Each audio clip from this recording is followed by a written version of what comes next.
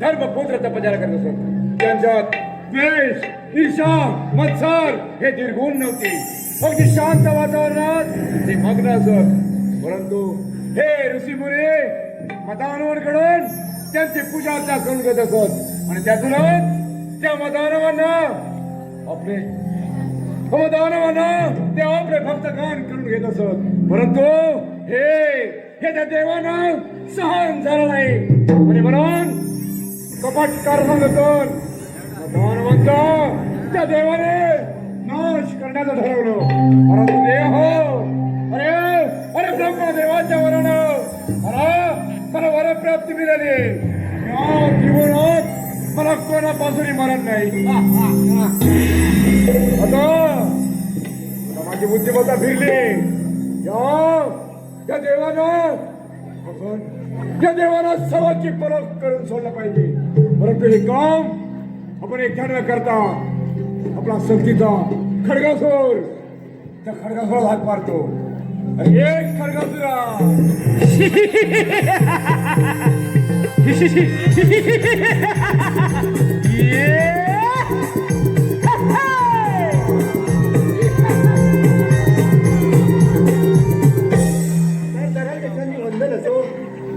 सरदार तुझ्या तातडीने बोलावण्याचे कारण कोणते?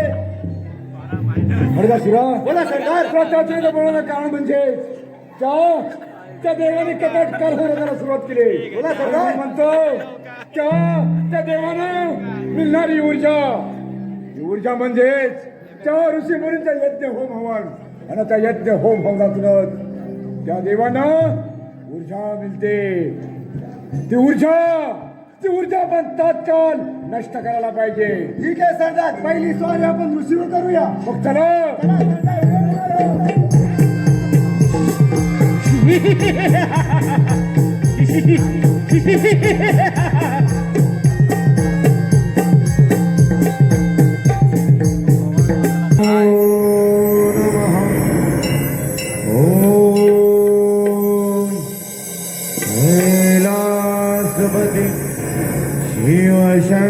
शिवशंकराय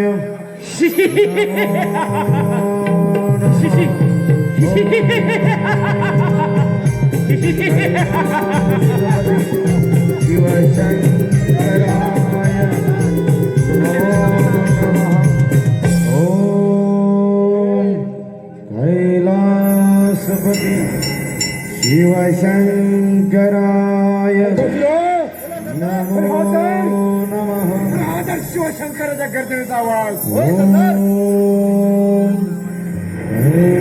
कैलासपति शिवशंकराय शिवशंकराच्या गर्जनेचा आवाज म्हणजेच ऋषी म्हणूनचा यज्ञ चालू आहे. यज्ञाचा तळ चालू आहे. शिवशंकराय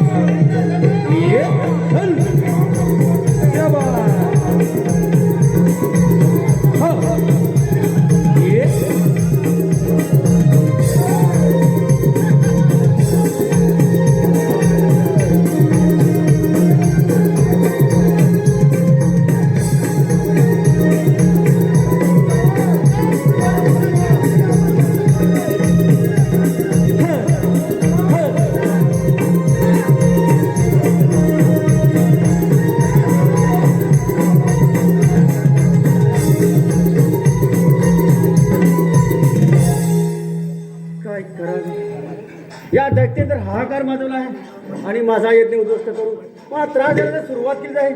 पण काय करणार? यातून काहीतरी मार्ग काढलाच पाहिजे. असाच जातो कैलास पर्वतावरती आणि जरा फिरवणी करतो.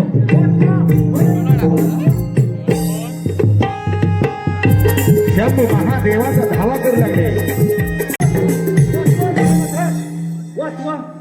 वाचवा हे महादेव. तुम्ही तर सर्वजण आहात आणि आणि त्या मल्लासुराने आपलं यज्ञ उद्ध्वस्त करून आम्हाला त्रास देण्यास सुरुवात केली आहे. तेव्हा या संकटातून तुम्हीच वाचू शकता हे महादेवा. आणि तुम्हाला शरण आलो. तुम्ही आमचे रक्षण करता आहात, तुम्ही आमचे सुख करता आहात. आणि त्या मल्लासुराचा वध करण्याचं सामर्थ्य हे काय तुमच्यामध्ये आहे. ऋषी मुनी, आपण मुळीच चिंता करू नका. या मल्लासुराचा नायनाट कसा करायचा ते मी पाहतोच. नारायण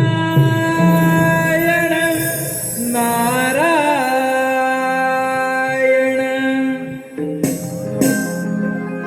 हो नमो अधिगण तो सोहम गजानन नमो अधिगण हा सोहम गजानन देव सर्ववंदिती गणरायाला नारदाची स्वारी चालली त्रिभुवनाला.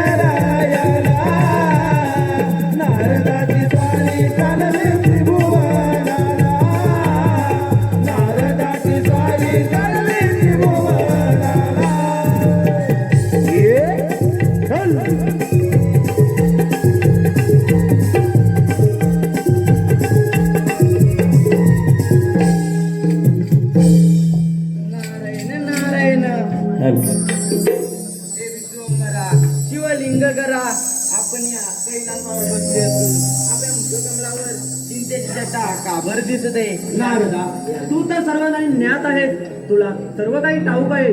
जर तुला आमच्या मुखातून ऐकायचे असेल तर ऐक.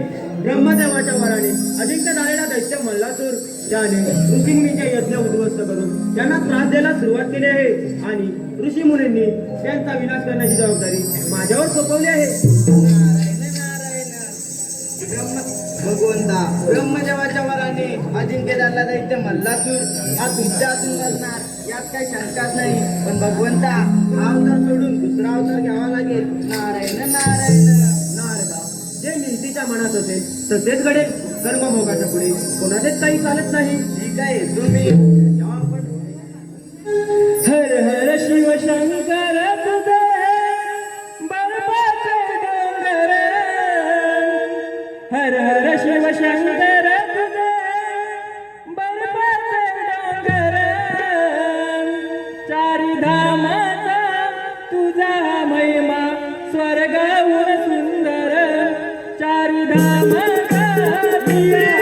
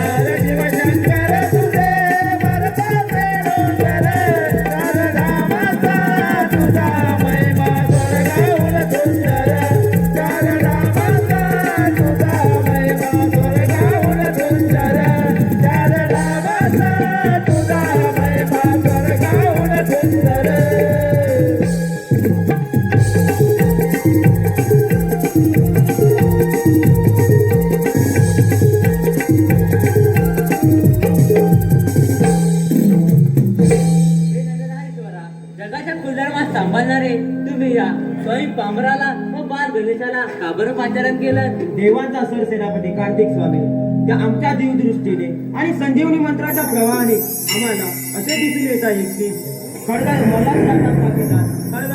आपल्यावर स्वारी करून येत आहे. भगवंता तुम्ही निर्धास्त राहा, आम्ही आमची सेना घेऊन त्या खडगत्रावर हल्ला करतो. ठीक आहे.